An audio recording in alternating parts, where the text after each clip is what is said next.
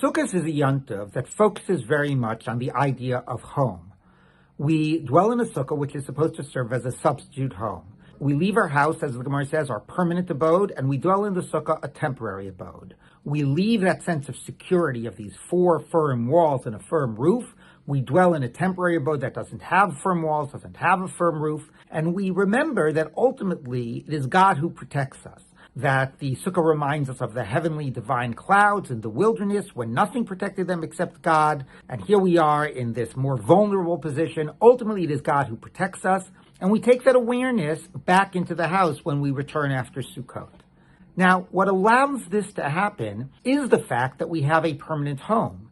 If we only dwelled in a sukkah, we would not actually be able to embrace the meaning of a sukkah. We would be too concerned with our security.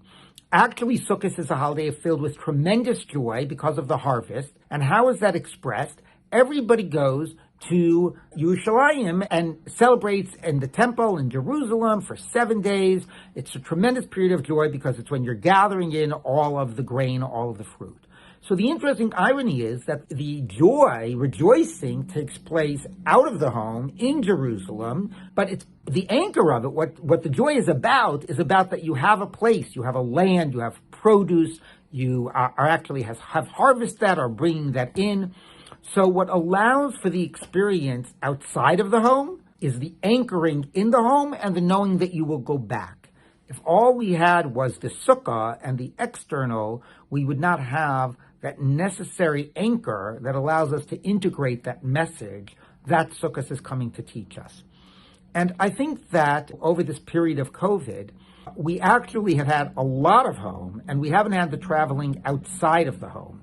And to some degree, that even robs the home of its meaning, because we're not going back to our house. We're always just in our house. Part of the value of a house is that you can go outside, a home, you go outside and you have a place to return. So my prayer for all of us for this coming year is that we're able to embrace the balance and experience the balance of the permanent and the temporary, of more opportunities to leave the home, to travel, to explore, to spend time outside of the home, which actually then will make us value and appreciate the home that we have to go back to and the security that it affords and the sense of how ultimately it is God in our lives that let us succeed outside the home and inside the home. And both of those experiences are so central to what it means to live a full life. Chag Sukkot Sameach.